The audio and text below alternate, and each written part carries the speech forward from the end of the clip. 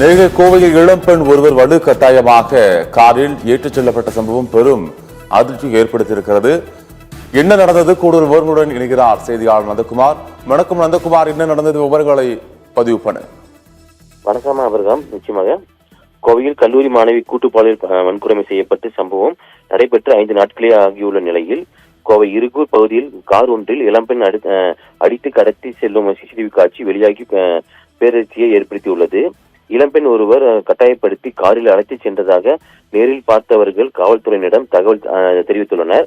தகவல் அடிப்படையில் இருகூர் அடுத்த தீபம் நகர் பகுதியில் கார் ஒரு சில நிமிடங்கள் நின்றதாகவும் அப்பகுதியில் காருக்குள் இருந்த பெண் அலறிய நிலையில் அப்பகுதியை சேர்ந்த ஒரு பெண் மற்றும் சிலர் பார்த்துள்ளனர்.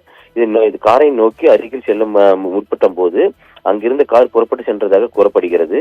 காரில் இருந்த 3 பேர் அந்த பெண்ணை தாக்கியதாகவும் இளம்பெண் கடத்தி சென்ற கார் ஹுண்டாய் i20 கார் ரக என்பதும் ஐஜி பகுதியில் இருந்து இருகூர் நோக்கி அந்த கார் சென்றதாகவும் முதல்கட்ட காவல்துறை விசாரணையில் தெரிய வந்துள்ளது.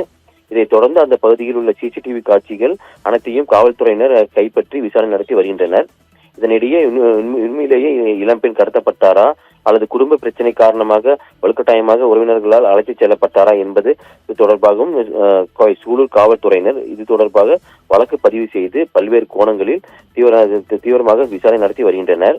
கோவையில் இளம்பெண் கூட்டு பாலியல் வன்கொடுமை செய்யப்பட்ட சம்பவத்தின் பரபரப்பு அடங்கும் முன்பே தற்போது இளம்பெண் காரில் கடத்தி செல்லும் சிசிடிவி காட்சி வெளியாகி உள்ள சம்பவம் மிகவும் பெருபரப்பை ஏற்படுத்தியுள்ளது.